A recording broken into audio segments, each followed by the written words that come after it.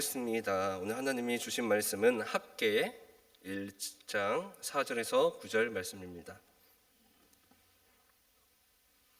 학개 1장 4절에서 9절 말씀입니다.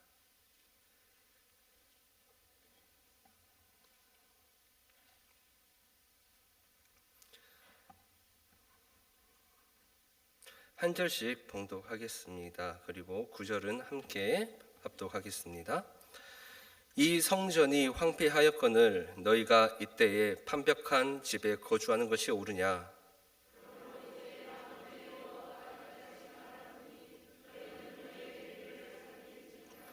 너희가 많이 뿌릴지라도 수확이 적으며 먹을지라도 배부르지 못하며 마실지라도 흡족하지 못하며 입어도 따뜻하지 못하며 일꾼이 삭슬 받아도 그것을 구멍 뚫어진 전대에 넣음이 되느니라.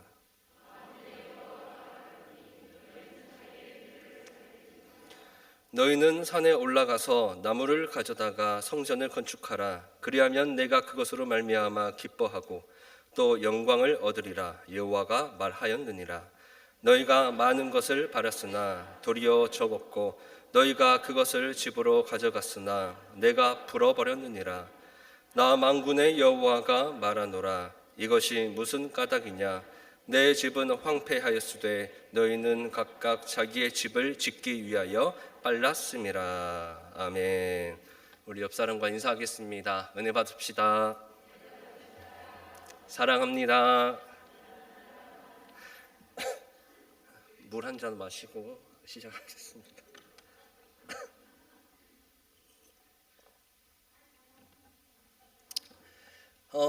오늘 말씀을 통해서 하나님께서 우리에게 여쭤보시는 질문이 한 가지가 있습니다.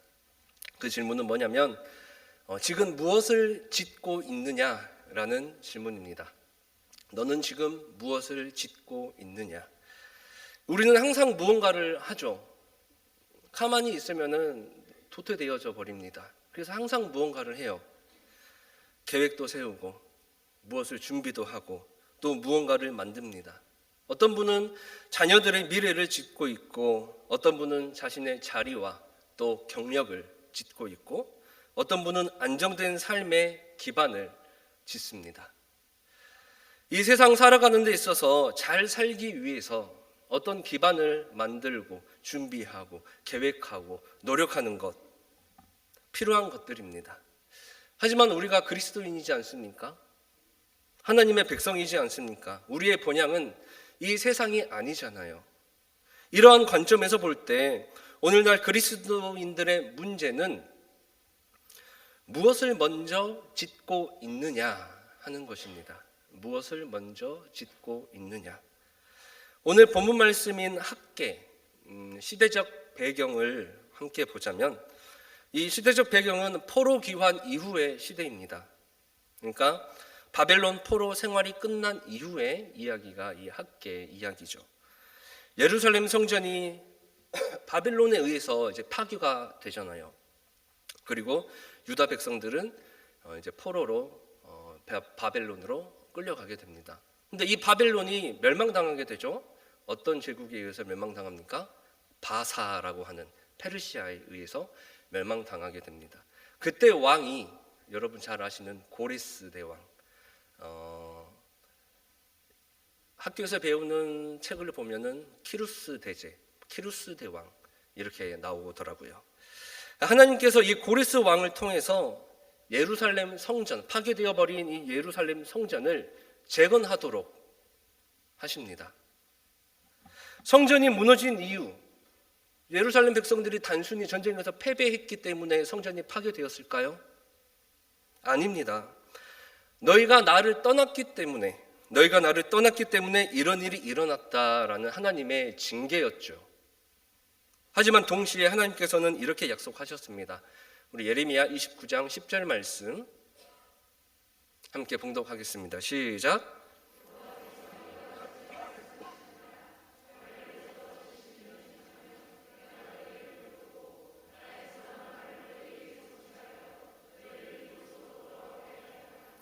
아멘. 70년이 차면 내가 너희를 다시 돌아오게 하겠다라고 하나님께서는 예고하셨습니다. 약속하셨어요. 그리고 이방 나라의 왕 고레스를 통하여 정말 이 노예였던 유다 백성들이 돌아가게 되는 엄청난 일이 일어나게 되죠. 에스라 1장 1절에서 3절 말씀을 보시면 이 고레스 왕이 이렇게 선포합니다. 우리 같이 제가 봉독하겠습니다. 바사왕 고레스 원년에 여호와께서 예레미야의 입을 통하여 하신 그 말씀을 이루게 하시려고 바사왕 고레스의 마음을 강동시키심에 그가 온 나라에 공포도 하고 조서도 내려 이르되 바사왕 고레스는 말하노니 하늘의 하나님 여호와께서 세상 모든 나라를 내게 주셨고 나에게 명령하셨다. 유다 예루살렘에 성전을 건축하라라고 명령을 하셨다. 이스라엘의 하나님은 참 신이다. 너희 중에 그의 백성된 자는 다시 유다 예루살렘으로 올라가서 이스라엘의 하나님 여호와의 성전을 건축해라. 그는 예루살렘에 계신 하나님이다라고 이렇게 선포를 합니다. 무려 왕이, 제국의 왕이 선포를 합니다. 그래서 고레스 왕은 이렇게 말합니다. 여호와 하나님께서 나에게 유다 예루살렘에 그 성전을 다시 건축하라고 하셨다. 그러니까 너희는 다시 너희 나라로 돌아가서 하나님 여호와의 그 성전을 다시 건축해라라고 조서를 내리게 되죠. 성전이 파괴된 것도 하나님의 계획 안에 있었고 그들이 노예로 포로 생활한 것도 하나님의 계획 안에 있었고 그리고 바사왕 고레스를 통하여 예루살렘에 다시 돌아갈 수 있게 된 것도 모두 하나님의 계획하심 안에 있었던 것이죠. 그러면 예루살렘에 가서 이들이 무엇을 해야 합니까? 성전을 재건해야죠. 그게 하나님이 주신 사명이잖아요. 처음에는 정말 열심히 일을 했어요. 그래서 성전의 그 기초를 잘 다져 놓았습니다. 그런데 그 이후에 이 성전 재건 공사가 멈춰버리고 맙니다. 외부적인 이유로는 주변 민족들이 방해했기 때문이에요. 에스라 4장 4절 말씀 함께 봉독하겠습니다. 시작.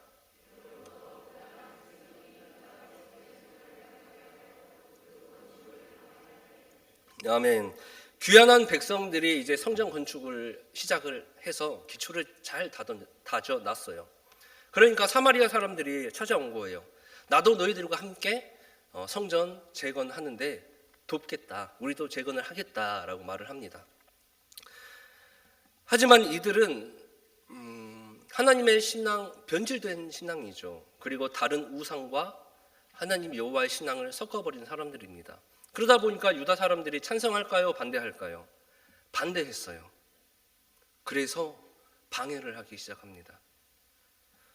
관리들에게 뇌물을 줬고 고발 문서도 보내고 지금 이 성전을 짓고 있는 게 반역이다라고 모함합니다. 그래서 그 결과 성전 재건 공사 중지 명령이 내려지게 돼요.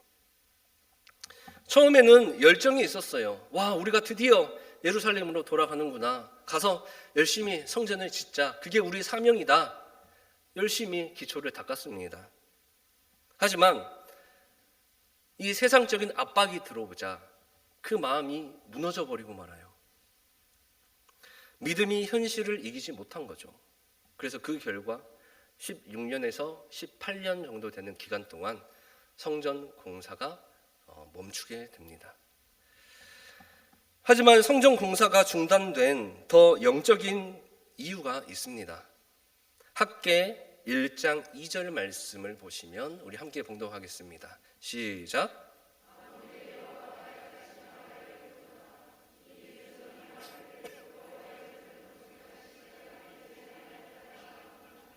아멘.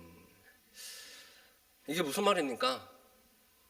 지금은 하나님의 일을 할 때가 아니다라는 거예요. 하나님께서 약속하신 대로 길을 열어주셨습니다. 그리고 성전 재건이라는 사명을 받았습니다. 근데 성전 공사는 멈춰버리고 맙니다. 어떤 돌이라든지 그런 것들이 부족해서도 아니었고 기술적인 문제가 있는 것도 아니었어요. 성전 공사가 멈춘 근본적인 이유는 이 성전 대신에 다른 건물이 올라가기 시작했거든요. 오늘 본문 말씀 4절 말씀을 보시면 이 성전이 황폐하였거늘 너희가 이때에 판벽한 집에 거주하는 것이 옳으냐라고 말씀합니다. 이 성전이 황폐하였거늘 너희가 이때에 판벽한 집에 거주하는 것이 옳으냐. 그러니까 이스라엘 백성들이 판벽한 집에 거주했다, 살았다라는 거죠. 이 판벽한 집이라는 것은 화려하고 잘 꾸며진 집을 말합니다. 하나님의 성전은 황폐한데 백성들의 집은 화려했다라는 거예요.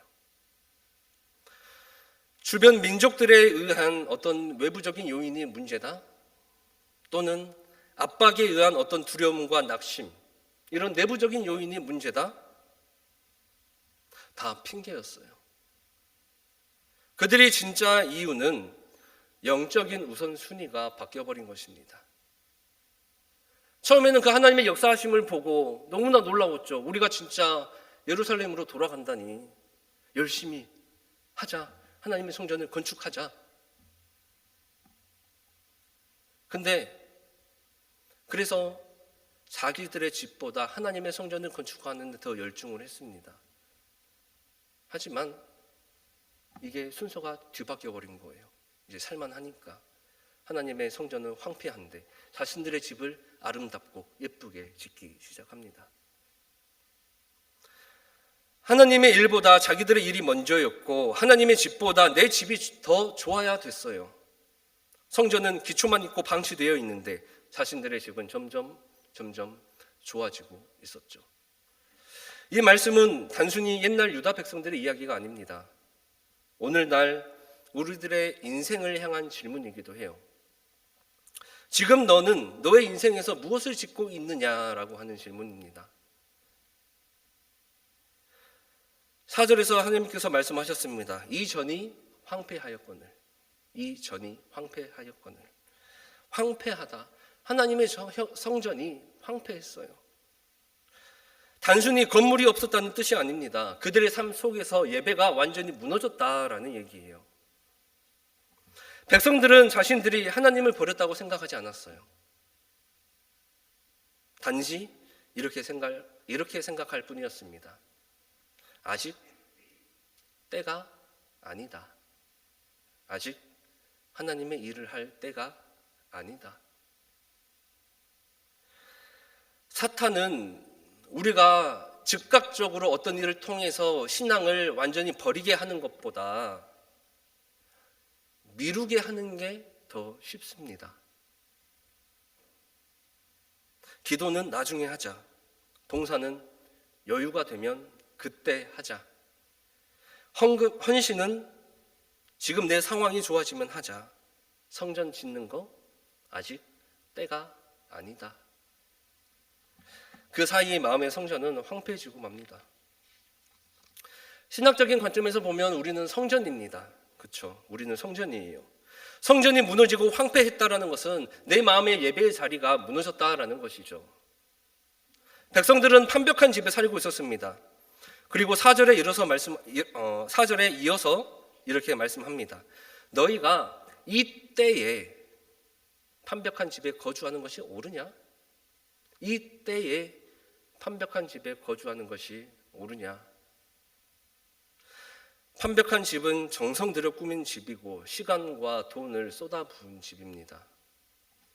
성전 재건이 멈추는 동안 백성들이 정말로 그 하나님의 성전을 지을 수 없을 만큼 엄청난 고난과 어떤 압박, 핍박을 받았습니까? 아니에요. 자기들의 집은 너무 좋았거든요. 열심히 살았습니다. 열심히 살았고 열심히 일했고 열심히 해서 좋은 집도 지었어요. 그럼 무엇이 잘못됐습니까? 백성들의 삶의 방향이 잘못됐다라는 것입니다. 삶의 방향. 이게 우리들의 모습은 아닙니까? 우리도 가만히 있는 사람들은 아니잖아요. 일하고 경력을 쌓고 돈도 벌고 자녀들의 미래를 준비하고 관계도 넓힙니다. 이것이 나쁜 것은 아니죠. 하지만 그런 것들이 하나님보다 더 앞설 때, 그런 것들이 하나님보다 더 앞설 때, 그때는 영적인 문제가 될 수 있다는 것입니다.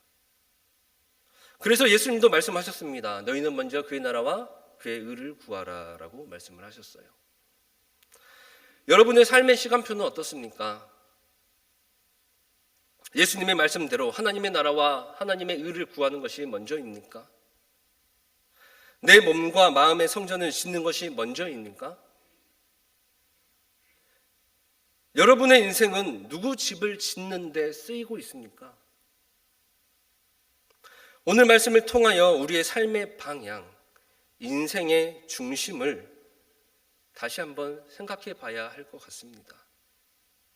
그래서 하나님께서 이렇게 말씀하십니다. 너희는 너희의 행위를 살필지니라 라고 말씀을 하십니다. 잘못했으니까 반성해라 라는 정도가 아니에요. 원어적인 의미는 너의 그 행위를 마음에 두고 깊이 한번 생각해 보라 라는 의미입니다. 즉 삶의 방향을 점검해라 라는 거예요. 이 때에 너희들이 판벽한 집에 사는 것이 옳으냐? 6절 말씀 우리가 다시 한번 봉독하겠습니다. 오늘 본문 말씀 6절 시작.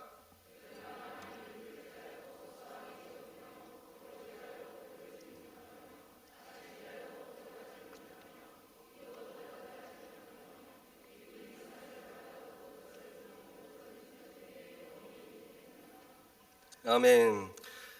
우리가 정말 열심히 삽니다. 노력도 합니다. 근데 이상해요. 채워지지 않습니다. 만족이 없습니다. 남는 게 없고 불안하고 두렵습니다. 능력이 부족한 것도 아닌데, 운이 없는 것도 아닌데, 왜 그렇습니까? 삶의 중심이 틀어졌기 때문이에요. 하나님을 삶의 중심에서 밀어낸 결과는 채워지지 않는다라는 거예요. 성전이 멈추면 삶이 헛돕니다. 하지만 백성들은 뭐가 문제인지 알 수 없었습니다.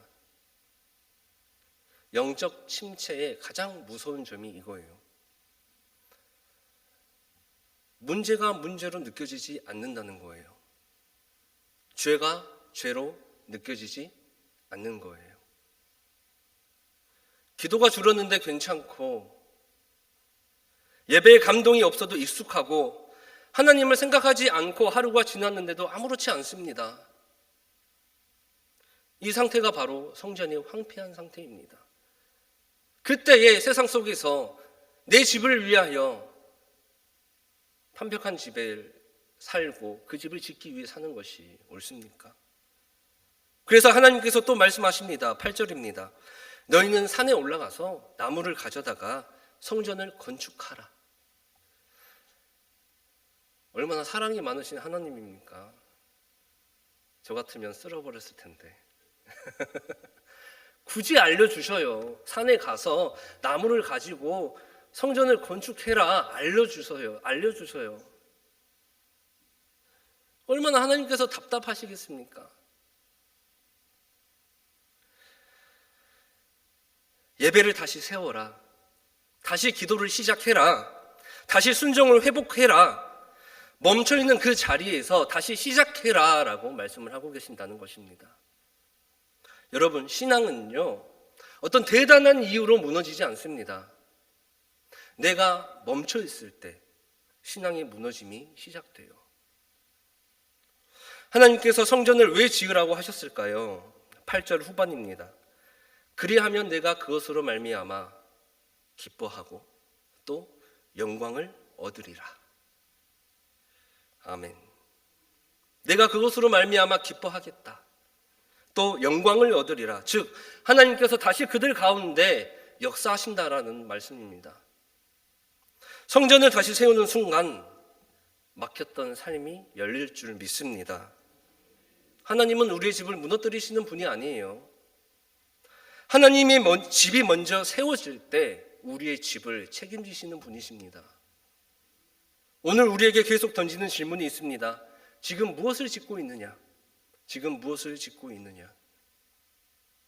우리의 집은 커지고 있는데, 내 계획은 잘 돼가고 있는데, 내 삶의 기반은 너무나 좋아지고 있는데, 하나님의 집은 어떻습니까?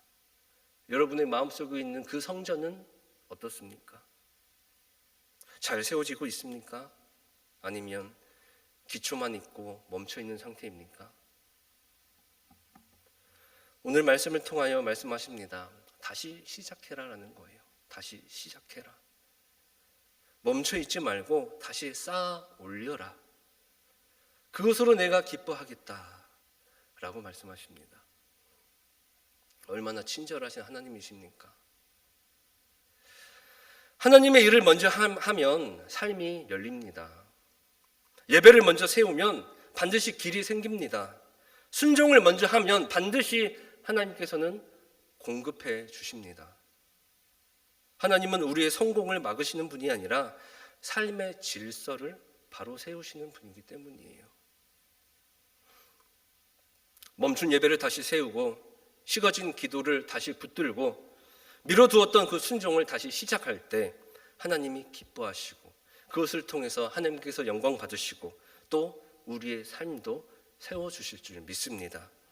그래서 주님, 이제 제 집보다 주님의 집을 먼저 세우겠습니다라고 고백하면서 나아가는 신앙이 멈춰 있다면, 믿음이 멈춰 있다면, 섬김이 멈춰 있다면 다시 시작하겠습니다라고 결단하고 나아가는 우리 골략교회 성도 여러분들이 되시기를 축원드립니다. 기도하겠습니다. 사랑과 은혜가 풍성하신 하나님 아버지, 우리가 정말 열심히 살았습니다. 쉬지 않고 달려왔고 가정도 세우고 미래를 준비하고 내 삶의 집을 짓기 위해 정말 애써왔습니다. 그러나 돌아보니 주님의 집은 멈춰있지 않았는지, 내 마음의 성전은 황폐하지 않은지 되돌아보게 하여 주시옵소서. 예배를 미루고 기도를 뒤로 하고 순종을 상황 뒤에 두었던 우리의 모습이 있다면 용서하여 주시옵소서. 멈춰있던 자리에서 다시 일어나서 예배를 세우게 하시고 기도가 회복되게 하시고 우리의 집보다 주님의 집을 먼저 세우는 우리의 삶이 그리스도인으로서의 삶이 되게 하여 주시옵소서. 그래서 우리의 계획보다 하나님의 나라와 하나님의 의를, 주님의 뜻을 먼저 앞세우는 믿음의 백성들이 되게 하여 주시옵소서. 우리를 구원하신 예수님의 이름으로 기도드립니다. 아멘.